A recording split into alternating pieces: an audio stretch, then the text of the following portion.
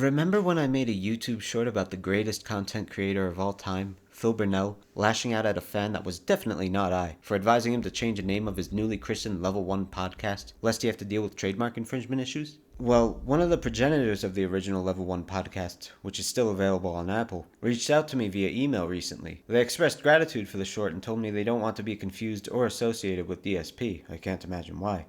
So they emailed him to request he change his podcast's name. How did DSP respond to this? By ignoring it. Mind you, they contacted him via the same email address DSP checks every day after stream and has linked in his official About page. The former podcaster extended to me that he's emailed DSP 3 times. First, a courtesy request, that is politely asking him to change his podcast name, then with the trademark infringement notice, and then with a formal cease and desist. There's no way DSP hasn't seen it. There really isn't much else to say about this story. I'd raise that it's surprisingly contemptible behavior even for DSP not to deign to reply.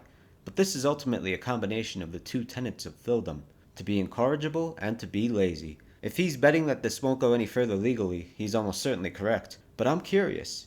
How will his fans feel about this matter? Morally speaking, Mr. Burnell doesn't have a leg to stand on here.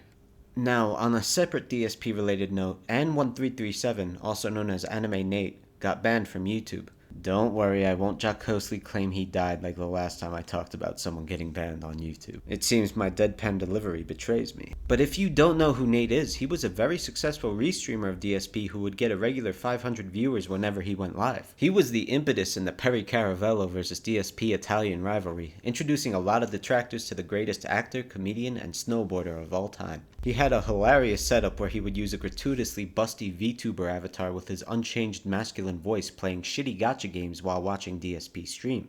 This is what I shamelessly copied in homage to him that one time we restreamed DSP interviewing Wings of Redemption, by the way. With his blessing, of course. What a great guy. Anyway, I bring this up for two reasons, the first of which is simply to pay respect to a hilarious content creator and lover of anime boobies. I always said that what the Dale community needs is a Nate to spearhead restreaming him in a lighthearted, original way if they want to thrive the way DSP's community thrives. And two, everyone is largely in agreement that the manner in which it happened is very suspicious. Nate basically got bombarded with waves of 40 flags at once, such that he was afforded no time to file counterclaims and was told it was too late by YouTube to recover his channel not but a day later. Speaking of Dale, that's a play out of his book, jeez. With all, DSP denies he did it, Nate has no way of knowing who truly did it, and there are basically three possibilities that I can see. A, DSP did it, B, a DSP fan did it, and C, a fellow DSP detractor did it. And believe it or not, I lean towards C. DSP swears he doesn't care about restreamers, and yes, I know he lies all the time, but his track record seems to indicate that he has indeed convinced himself that restreamers are good for marketing. Plus, recall our second tenet of Phildom. We know with certainty that underage and unfunny detractors of Wings of Redemption like to flag fellow detractors in a galaxy brain effort to make Wings look bad.